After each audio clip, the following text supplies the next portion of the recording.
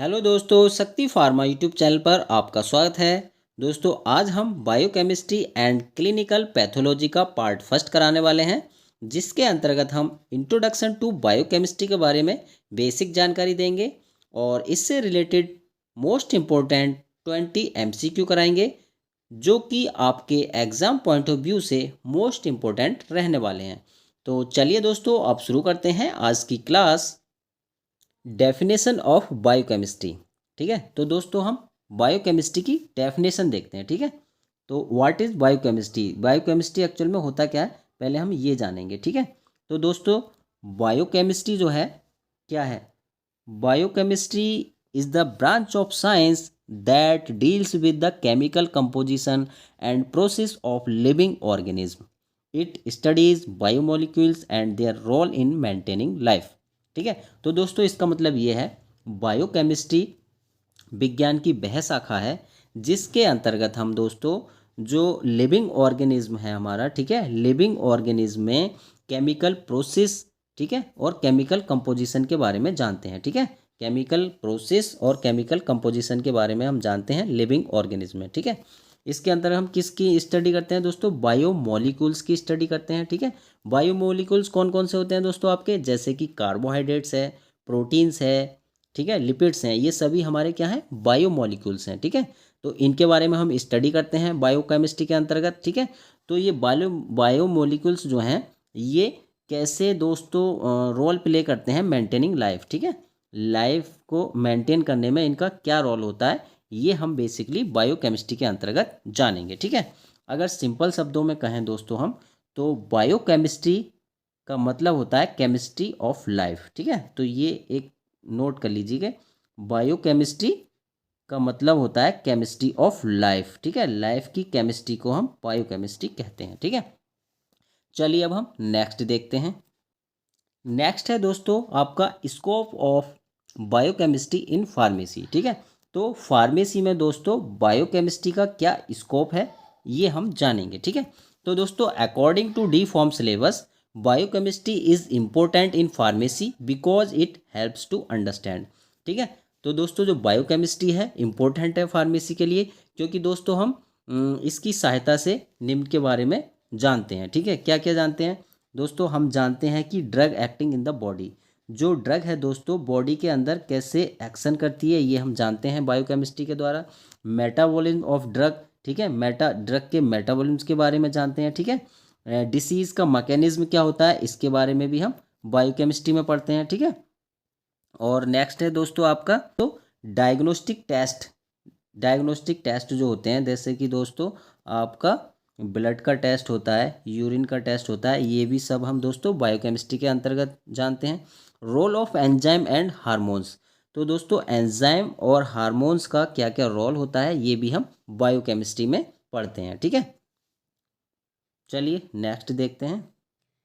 Next है आपका दोस्तों ऑब्जेक्टिव्स ऑफ स्टडीइंग बायोकेमिस्ट्री। ठीक है, तो ये दोस्तों बायोकेमिस्ट्री के ऑब्जेक्टिव्स हैं निम्न। ठीक है, क्या क्या हैं दोस्तों? Study structure and function of biomolecules. ठीक है, तो इसके अंतर्गत दोस्तों हम जो बायोमोलिक्यूल्स होते हैं, बायोमोलिक्यूल्स कौन कौन से होते हैं आपके? जैसे कि कार्बोहाइड्रेट, प्रोटीन, लिपिड्स, इनके फंक्शन और स्ट्रक्चर के बारे में हम स्टडी करते हैं। ठीक है, और अंडरस्टैंड मेटाबॉलिक पाथवे, जो दोस्तों मेटाबॉलिक पाथवे होते हैं, ठीक है, उनको भी हम बायोकेमिस्ट्री के अंतर्गत ही समझते हैं। और एंजाइम के एक्शन के बारे में भी हम बायोकेमिस्ट्री के अंतर्गत ही पढ़ेंगे। ठीक है, no biochemical basis of disease, ठीक है, जो केमिकल के बेसिस होते हैं, ठीक है, जो बायोकेमिकल बेसिस होता है ऑफ डिसीज़ का, वो भी हम जानेंगे बायोकेमिस्ट्री के अंतर्गत। ठीक है, और दोस्तों जो क्लिनिकल टेस्ट होते हैं, जैसे कि ब्लड टेस्ट हो गया, यूरिन टेस्ट हो गया, यूरिन एनालिसिस हो गया, ये भी हम बायोकेमिस्ट्री के अंतर्गत इसको समझेंगे। ठीक है, चलिए अब नेक्स्ट देखते हैं। नेक्स्ट पॉइंट है दोस्तों आपका बेसिक कंपोनेंट्स ऑफ बायोकेमिस्ट्री। ठीक है, जो बायोकेमिस्ट्री के बेसिक कंपोनेंट होते हैं उनके बारे में जानते हैं। ठीक है, तो बायोकेमिस्ट्री मेनली डील्स विद, तो बायोकेमिस्ट्री के अंतर्गत दोस्तों हम मेनली क्या क्या पढ़ेंगे दोस्तों? तो बायोकेमिस्ट्री के अंतर्गत हम पढ़ेंगे दोस्तों कार्बोहाइड्रेट्स के बारे में। ठीक है, कार्बोहाइड्रेट्स जो कि दोस्तों एनर्जी का सोर्स होता है। ठीक है, कार्बोहाइड्रेट्स किसका सोर्स होता है? एनर्जी का। ठीक है, नेक्स्ट है आपका प्रोटीन। ठीक है, प्रोटीन दोस्तों क्या है, प्रोटीन जो है बॉडी बिल्डिंग में हमारी हेल्प करता है, ठीक है। Body building and muscle building में दोस्तों इंपॉर्टेंट रोल प्ले करता है कौन, प्रोटीन, ठीक है। नेक्स्ट है आपका लिपिड्स। तो लिपिड्स का काम क्या होता है दोस्तों, एनर्जी स्टोरेज, ठीक है। एनर्जी को स्टोरेज करने का काम होता है दोस्तों लिपिड्स का, ठीक है। लॉन्ग टाइम तक एनर्जी स्टोरेज करता है आपका लिपिड्स, ठीक है। नेक्स्ट है आपका न्यूक्लिक एसिड। न्यूक्लिक एसिड दोस्तों डीएनए आरएनए होते हैं, ये क्या करते हैं दोस्तों, जो जेनेटिक मटेरियल होता है उसको स्टोरेज करने का काम न्यूक्लिक एसिड का रहता है, ठीक है। ये जेनेटिक मटेरियल को स्टोरेज करते हैं न्यूक्लिक एसिड, ठीक है। चलिए नेक्स्ट देखते हैं। नेक्स्ट है दोस्तों आपका एंजाइम, ठीक है। एंजाइम, एंजाइम का काम क्या होता है दोस्तों, बायोलॉजिकल कैटालिस्ट होते हैं ये एंजाइम जो होते हैं दोस्तों, बायोलॉजिकल कैटालिस्ट होते हैं, ठीक। नेक्स्ट है दोस्तों मोस्ट इंपॉर्टेंट आपका विटामिन एंड मिनरल्स। जो विटामिन एंड मिनरल्स होते हैं दोस्तों, ये बॉडी फंक्शंस को रेगुलेट करने का काम करते हैं, ठीक है। बॉडी फंक्शंस को रेगुलेट करने का काम हमारे विटामिन एंड मिनरल्स करते हैं। चलिए अब नेक्स्ट देखते हैं। नेक्स्ट है दोस्तों cell and its biochemical organization, ठीक है। तो cell is the basic structure and functional unit of life. तो दोस्तों जो सेल होती है हमारी, जो सेल है वो क्या है, basic structure and functional unit होती है लाइफ की, ठीक है। तो सेल क्या है आपकी, basic structure and functional unit होती है लाइफ की, ठीक। मेन्स पार्ट ऑफ सेल, तो सेल के मेन पार्ट्स क्या क्या होते हैं दोस्तों, तो ये आप नोट कर लें, इंपॉर्टेंट है। सेल के जो है मोस्ट पार्ट होते हैं आपके, जैसे कि सेल मेम्ब्रेन है, साइटोप्लाज्म है और न्यूक्लियस है, ठीक है। ये क्या है, सेल्स के मेन पार्ट हैं, ठीक है। सेल मेम्ब्रेन का काम क्या होता है दोस्तों, ये controls entry and exit substance, ठीक है। जो एंट्री और एग्जिट जो होता है सब्सटेंस का, वो कंट्रोल्स करने का काम हमारा सेल मेम्ब्रेन का है, ठीक है। नेक्स्ट है साइटोप्लाज्म। साइटोप्लाज्म क्या है दोस्तों, साइट ऑफ मेटाबॉलिक रिएक्शंस। जो जितनी भी मेटाबॉलिक रिएक्शंस होती हैं उनकी साइट होती है साइटोप्लाज्म, ठीक है।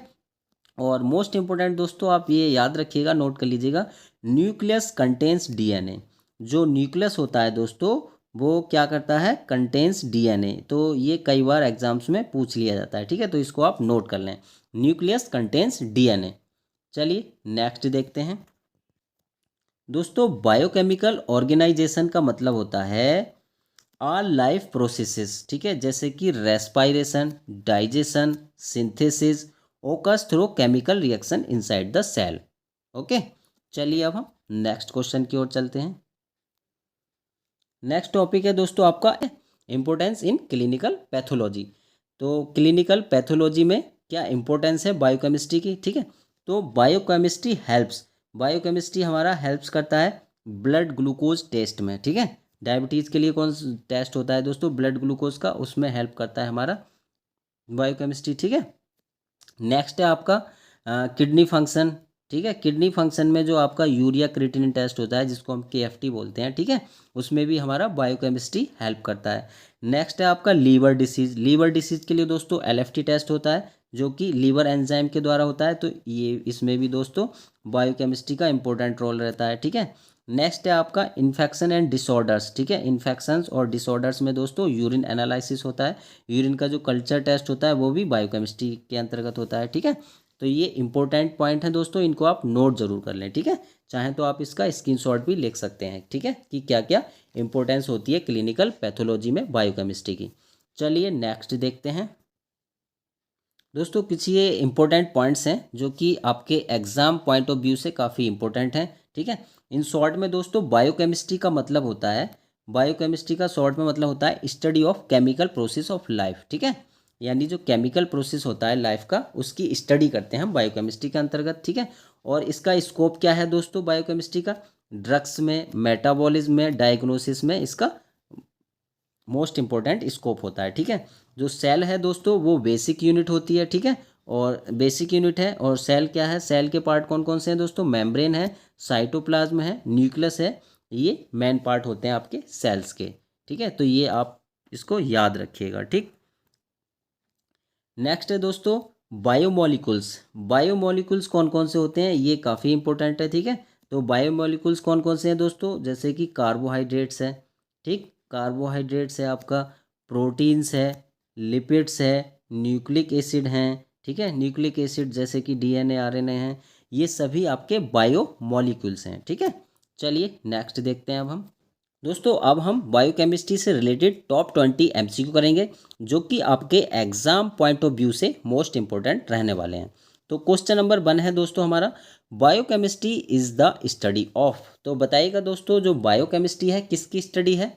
ऑप्शन ए है आपका physical properties of drug, B है chemical processing in living organism, C है प्लांट क्लासिफिकेशन एंड डी है ड्रग फॉर्मुलेशन। तो दोस्तों हमारा जो करेक्ट आंसर रहेगा ऑप्शन बी। ऑप्शन बी हमारा करेक्ट आंसर है, ठीक है। तो biochemistry is the study of chemical processing in living organism, ठीक है। तो ये आपको याद रखना है। चलिए अब हम नेक्स्ट क्वेश्चन की ओर चलते हैं। Question number 2, the term biochemistry means. तो बताएं दोस्तों, जो आपका टर्म है बायोकेमिस्ट्री, इसका मतलब क्या होता है? बायोलॉजी ऑफ केमिकल्स, बी है आपका chemistry of life, C study of plant and D study of animals. तो इसका जो करेक्ट आंसर है दोस्तों ऑप्शन बी, यानी केमिस्ट्री ऑफ लाइफ, ठीक है। सिंपल वर्ड्स में कहें हम तो बायोकेमिस्ट्री का मतलब होता है केमिस्ट्री ऑफ लाइफ। लाइफ की केमिस्ट्री को हम बायोकेमिस्ट्री कहते हैं। क्वेश्चन नंबर है 3, the basic unit of life. Most important दोस्तों क्वेश्चन है, काफ़ी इजी है, बट कई बार एग्जाम में पूछ लिया जाता है, ठीक है। तो the basic unit of life, life की जो बेसिक यूनिट होती है दोस्तों वो क्या होती है? Option A tissue, B organ, C cell and D atom. तो हमारा जो करेक्ट आंसर है ऑप्शन सी, यानी सेल, ठीक है। तो सेल हमारा जो है करेक्ट आंसर रहेगा, ठीक है। तो याद रखिएगा दोस्तों, जो सेल है हमारी the basic unit of life होती है, ठीक है। चलिए अब हम नेक्स्ट क्वेश्चन की ओर चलते हैं। क्वेश्चन नंबर है 4, which of the following is not a biomolecules. तो बताइएगा दोस्तों, निम्न में से कौन बायोमोलिक्यूल्स नहीं है, ठीक है। तो ऑप्शन ए आपका कार्बोहाइड्रेट्स, ठीक है, बी है प्रोटीन्स, सी है लिपिड्स एंड डी है प्लास्टिक्स। तो दोस्तों जो हमारा करेक्ट आंसर रहेगा वो रहेगा ऑप्शन डी, यानी प्लास्टिक, ठीक है। तो दोस्तों जो प्लास्टिक है वो हमारा बायोमोलिक्यूल्स नहीं है। ये तीनों दोस्तों आपके बायोमोलिक्यूल्स हैं। कौन कौन से? कार्बोहाइड्रेट्स, प्रोटीन्स एंड लिपिड्स, ये आपके क्या हैं? ये बायोमोलिक्यूल्स हैं। तो इनको आप नोट कर लें, ठीक है। ये तीनों ही बायोमोलिक्यूल्स हैं। कौन कौन से? कार्बोहाइड्रेट्स, प्रोटीन्स एंड लिपिड्स, ये क्या होते हैं? बायोमोलिक्यूल्स होते हैं, ठीक है। चलिए अब हम नेक्स्ट क्वेश्चन की ओर चलते हैं। क्वेश्चन नंबर है 5, carbohydrates are mainly used for. तो दोस्तों जो कार्बोहाइड्रेट्स हैं मेनली यूज होते हैं, किस में यूज होते हैं? Option A structure, B energy, C protein and D hormone formation, ठीक है। तो दोस्तों कार्बोहाइड्रेट्स का मेनली जो यूज होता है एनर्जी में होता है, ठीक है। तो कार्बोहाइड्रेट्स जो हैं दोस्तों हमें एनर्जी प्रोवाइड कराते हैं, ठीक है। इंपॉर्टेंट क्वेश्चन है ये, ठीक है। तो कार्बोहाइड्रेट जो है एनर्जी का सोर्स होता है, ठीक है। नेक्स्ट क्वेश्चन की ओर चलते हैं। क्वेश्चन नंबर है 6, proteins are primarily responsible for. तो दोस्तों जो प्रोटीन्स हैं वो किसके लिए रेस्पॉन्सिबल हैं ये बताना है हमें basically. Energy storage, body building, genetic coding या लुब्रिकेशन। तो इसका जो हमारा करेक्ट आंसर रहेगा ऑप्शन बी, यानी बॉडी बिल्डिंग, ठीक है। बॉडी बिल्डिंग या मसल बिल्डिंग में हमारा प्रोटीन का मेन रोल रहता है, ठीक है। इसके लिए रेस्पॉन्सिबल होते हैं, ठीक। चलिए अब हम नेक्स्ट क्वेश्चन की ओर चलते हैं। क्वेश्चन नंबर है 7, लिपिड्स आर इम्पोर्टेंट फॉर। तो लिपिड्स दोस्तों किसके लिए इम्पोर्टेंट होते हैं बताइएगा? Immediate energy, long term energy storage, oxygen transport या फिर डीएनए सिंथेसिस के लिए। तो इसका जो हमारा करेक्ट आंसर रहेगा ऑप्शन बी, यानी लॉन्ग टर्म एनर्जी स्टोरेज, ठीक है। लिपिड्स का काम क्या होता है दोस्तों? लॉन्ग टर्म एनर्जी स्टोरेज करने का काम हमारा लिपिड्स का होता है, ठीक है दोस्तों। चलिए अब हम नेक्स्ट क्वेश्चन की ओर चलते हैं। क्वेश्चन नंबर है 8, genetic material in the cell is. तो बताएं दोस्तों, जो सेल का जेनेटिक मटेरियल होता है क्या होता है बताएं? ऑप्शन ए आपका protein, B lipid, C DNA and D enzyme. तो हमारा जो करेक्ट आंसर है ऑप्शन सी, ऑप्शन सी हमारा करेक्ट आंसर है, ठीक है। तो genetic material in the cell is DNA. DNA जो है जेनेटिक मटेरियल होता है, ठीक है। ये आप हमेशा याद रखें। चलिए नेक्स्ट क्वेश्चन की ओर चलते हैं। क्वेश्चन नंबर है 9, एंजाइम्स आर। तो बताइए दोस्तों एंजाइम्स क्या होते हैं? हार्मोन्स होते हैं, लिपिड्स होते हैं, या बायोलॉजिकल कैटालिस्ट, या फिर विटामिन्स? तो इसका जो हमारा करेक्ट आंसर रहेगा ऑप्शन सी, यानी बायोलॉजिकल कैटालिस्ट होते हैं हमारे एंजाइम्स। ठीक है, इंपॉर्टेंट क्वेश्चन है ये। चलिए अब हम नेक्स्ट क्वेश्चन की ओर चलते हैं। क्वेश्चन नंबर है 10, the site of most metabolic reaction is. तो बताइएगा दोस्तों जो मेटाबॉलिक रिएक्शंस की जो मोस्ट साइट है वो कौन सी है? न्यूक्लियस है, साइटोप्लाज्म है, सेल वॉल है, या राइबोसोम है? तो इसका जो करेक्ट आंसर है हमारा ऑप्शन बी, यानी साइटोप्लाज्म। ठीक है, तो साइटोप्लाज्म जो होती है दोस्तों मेटाबॉलिक रिएक्शन की मोस्ट साइट होती है। ठीक है, तो ये आप याद रखिएगा। दोस्तों आपसे रिक्वेस्ट है, प्लीज़ वीडियो को लाइक कर दीजिएगा। ठीक है दोस्तों, आप वीडियो तो देखते हैं बट वीडियो को लाइक नहीं करते, तो प्लीज़ आपसे रिक्वेस्ट है वीडियो को लाइक कीजिए। ठीक है, और शेयर भी कीजिए अपने दोस्तों के साथ। ठीक है, चलिए अब हम नेक्स्ट क्वेश्चन की ओर चलते हैं। क्वेश्चन नंबर है 11, the cell membrane is responsible for. तो बताइएगा दोस्तों जो सेल मेम्ब्रेन है वो किसके लिए रेस्पॉन्सिबल होती है? प्रोटीन सिंथेसिस के लिए, जेनेटिक कंट्रोल के लिए, या entry and exit of substances के लिए, या फिर एनर्जी प्रोडक्शन के लिए? तो दोस्तों इसका जो हमारा करेक्ट आंसर रहेगा ऑप्शन सी, यानी entry and exit of substances के लिए हमारी सेल मेम्ब्रेन रेस्पॉन्सिबल होती है। ठीक है, चलिए नेक्स्ट क्वेश्चन की ओर चल।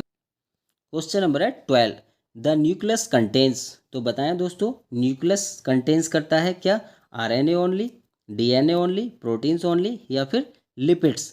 तो इसका जो हमारा करेक्ट आंसर रहेगा ऑप्शन बी।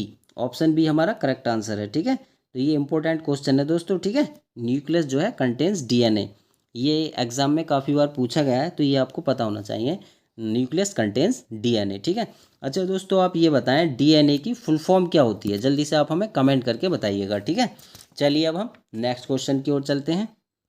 क्वेश्चन नंबर है 13, बायोकेमिस्ट्री हेल्प्स इन अंडरस्टैंडिंग। तो बताइएगा दोस्तों जो बायोकेमिस्ट्री है वो किसके अंडरस्टैंडिंग में हमारी हेल्प करती है? ठीक है, drug action, disease mechanism, diagnosis, या फिर ऑल ऑफ द एबव?